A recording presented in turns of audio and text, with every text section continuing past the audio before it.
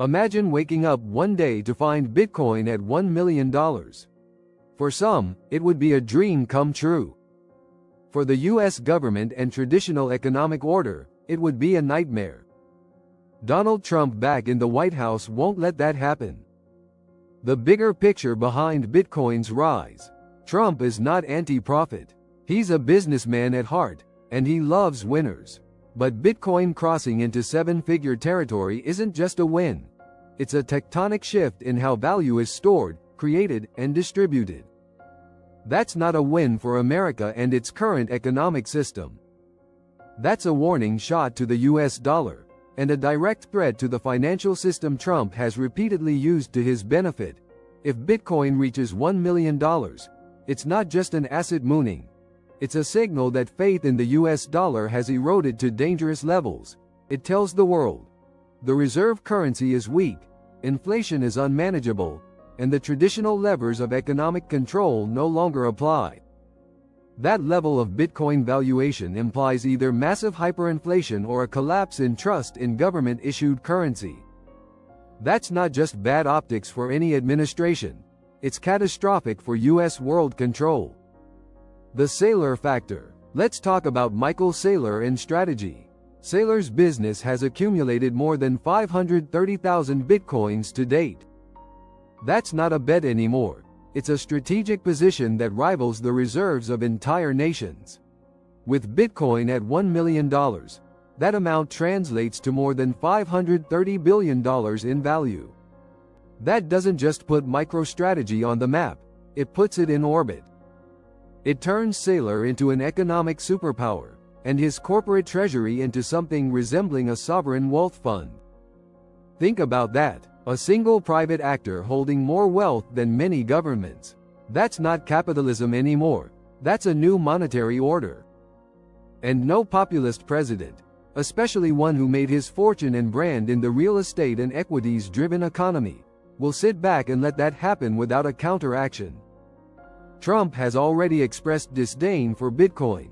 According to him, it's nothing more than a scam, a risk to the dollar, and a means for illicit activity.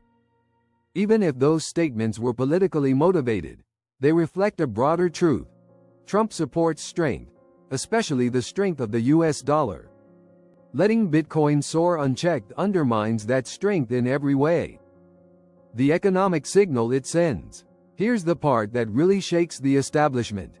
If Bitcoin is allowed to climb to $1 million, what message does that send to the average American? As if there's no longer a need to invent, manufacture, or engage in traditional forms of contribution. That all you needed to do was buy early, hodl, and wait. That's not just an economic signal, it's a cultural one. It tells people that real estate, stocks, starting businesses, working hard, it's all second tier. The real game is speculation and crypto accumulation.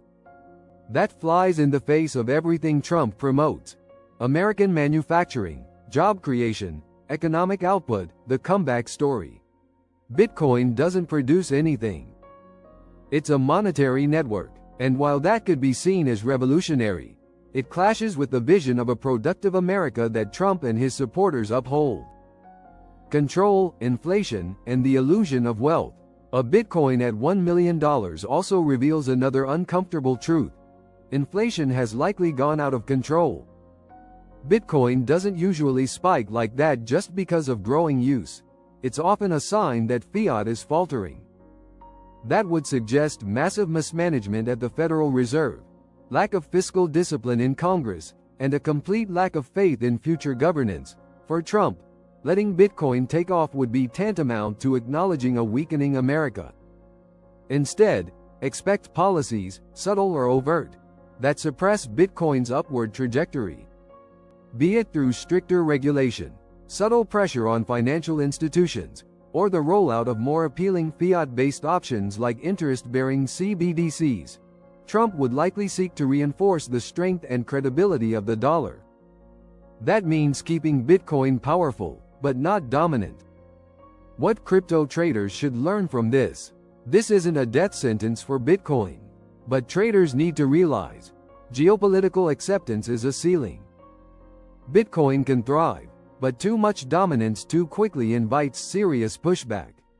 Alpha now comes from foresight, knowing where the system will strain next. Expect potential capital controls, tighter oversight, legal risks for corporate crypto holdings, and sudden tax policies designed to hit those holding for the long haul. In other words, the play isn't just buy and wait, it's buy, hedge, understand the political chessboard. Because as much as Bitcoin is a decentralized network, its price is still highly centralized around human psychology, government policy, and systemic stability. $1 million Bitcoin would represent far more than just an asset reaching a high valuation. It would signal a deep and dangerous breakdown of global confidence in fiat currency, particularly the US dollar. Such a price point wouldn't be driven solely by mass adoption or enthusiasm. It would reflect something more urgent, a loss of faith in the traditional system. Inflation, mismanagement, or fiscal collapse would likely be part of the equation. That narrative isn't just tough on the economy, it's a political red button. Donald Trump built his career, and his image, on the foundations of the traditional American financial system. He used debt strategically. He thrived in the world of real estate, banking, and media. His brand is interwoven with the idea of American strength, dominance, and opportunity. And no matter how unpredictable Trump can be, one thing is consistent: he doesn't embrace narratives of weakness. If Bitcoin skyrockets to $1 million, it would signal a clear failure of the traditional financial system. For Trump, allowing that to happen under his leadership would be tantamount to admitting defeat. That's simply not something he would tolerate. But there's another piece to this story that makes it even more personal: Michael Saylor. Through strategy, Saylor has accumulated over 530,000 Bitcoins till today. If Bitcoin hits $1 million, that holding becomes worth more than $530 billion in total. That figure would potentially make Saylor the wealthiest person in America, not through founding a world-changing company, not by employing thousands of workers, and not through traditional enterprise, but simply by acquiring and holding Bitcoin.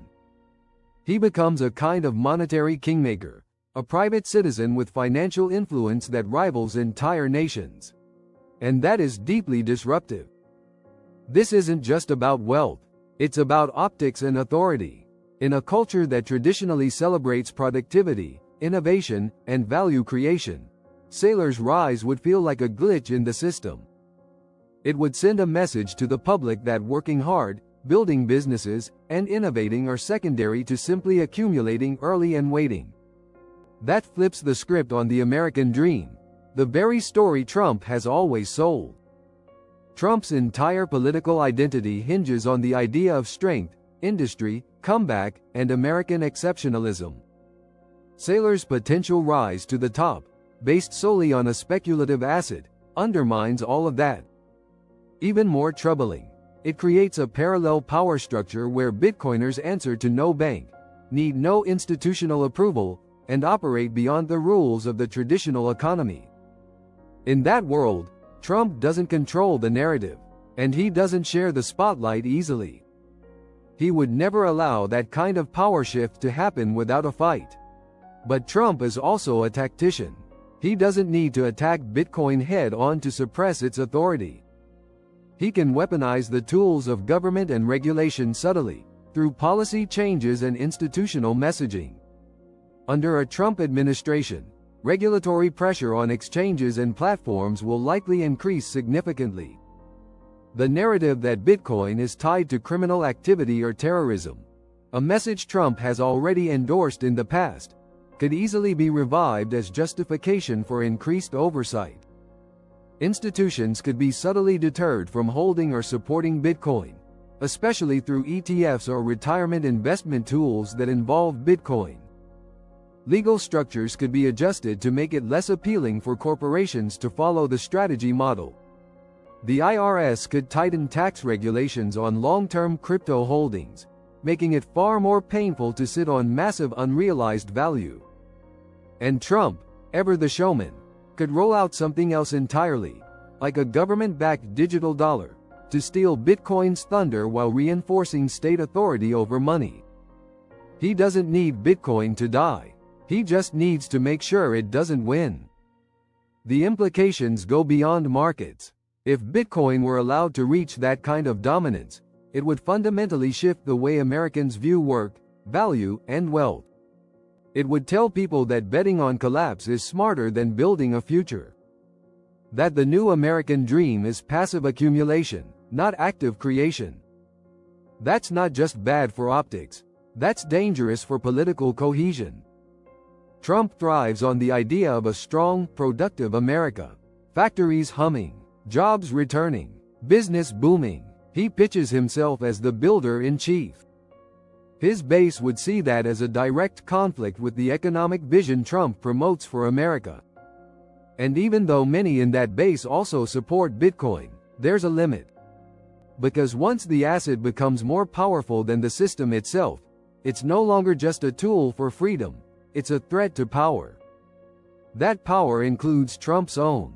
If Saylor becomes the richest man in America without producing anything, simply by holding BTC, it doesn't just challenge the current economy, it challenges Trump's legacy.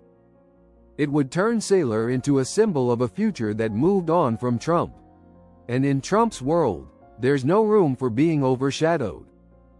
Bitcoin isn't going away, but people expecting it to rise to absolute dominance without resistance are ignoring one fundamental truth. The global monetary system is not just economic, it's political. And when the price of an asset starts sending dangerous messages about systemic collapse, those in power will act. Not out of ignorance, but out of self-preservation.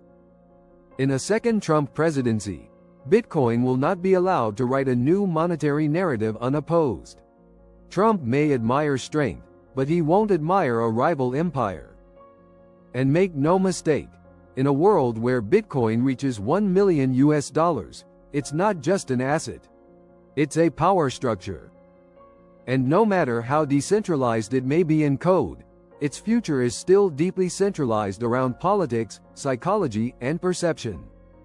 Trump doesn't lose quietly, and if Bitcoin tries to crown a new king of capital, don't expect him to sit on the sidelines. Because in the end, this isn't just about money. It's about control, and Trump plays to win.